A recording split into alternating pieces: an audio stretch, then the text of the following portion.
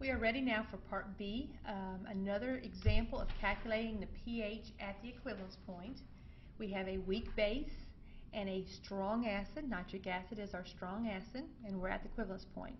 My reaction is going to be written the same way as I wrote it for Part A. I'll just use B to represent, maybe I'll go ahead and write the whole thing out. It's just ammonia by anyway, so that shouldn't be hard to write for us. It won't take a lot of time. So we have NH3 as my weak base. The strong acid, I always use H3O plus to represent that strong acid because the nitrate part is not involved. The one-way reaction which will occur is ammonia as a base will accept a proton, and then we're left with water. We need to do an ICF table, and we need to plug moles into the table.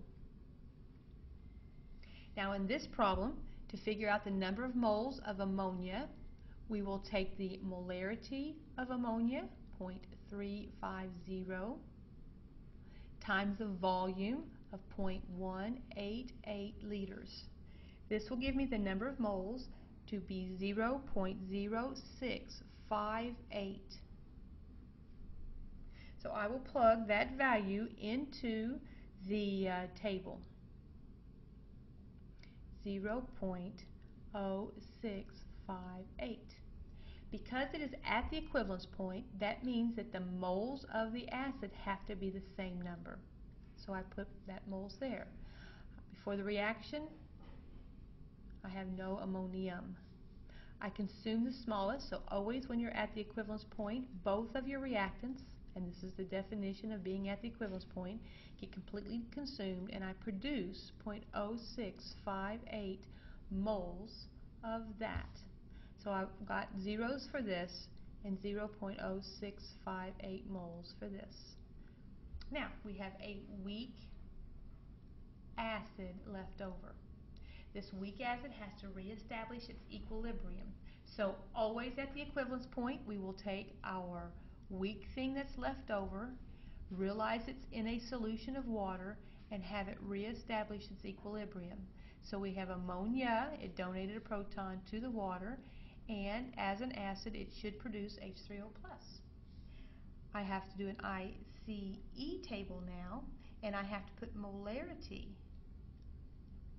into the table, not moles. So I know the moles. The moles after this reaction was, let's see, I want to get the molarity. I know the moles of 0.0658, and we're looking at the molarity. We're trying to figure out the molarity of NH4+. I know I had this many moles. What I need to do is divide by the liters of the solution in order to obtain this. So I know that I had 0.188 liters from the original solution of ammonia. What I have to do is figure out how many liters of the the HNO3, how many liters of this substance will I need to put in with that. Well, since I know the molarity of the nitric acid and I know the moles of the nitric acid, the moles was 0.0658. That's the moles at the equivalence point of the acid. I don't want moles. I want volume, and we're keeping in mind that I'm on my way figuring out the volume of HNO3 that was placed into this flask. Okay, so I'm going to be moles of that. I don't want moles, I want volume. I put 0.447 moles in a liter. That's the concentration of the nitric acid, and that is going to give me a value of the nitric acid of 0.147 liters. So that is the other number I will add here, 0.147. Okay, it's messy there. 0.147 liters added to the 0.188 liters, and this is going to give me a concentration of ammonia of 0.196, and that's moles per liter. And that's what goes into my table, 0.196. Don't care about this. The reaction starts with zeros here. Some of this is consumed. Some of these are produced. I have 0.196 minus x, and x. This was an acid, so I need the Ka value. The Ka is Kw over Kb, 1.8 times 10 to the minus 5 given in the problem. And that Ka is equal to the products over the reactants raised to the power of their coefficients.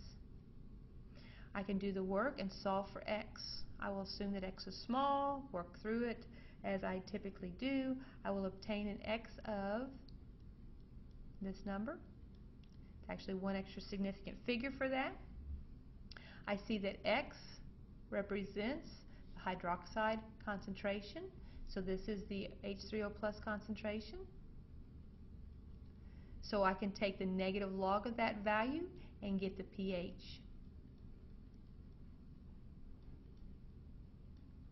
Okay, so if you're doing a titration where the base is weak and the acid is strong, you should end up with a pH in the acid region.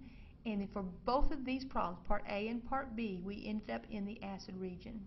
Now, if you'll go back and look at the other posted titration problem where I went through at all the different points on the titration curve, there was an example where I titrated a weak acid with a strong base, and we saw that the pH was above 7. So now you've got examples of both of those. And once again, titrations at the equivalence point are the most challenging because you have to not only use an ICF table, you then have to finish off every time with an ICE table.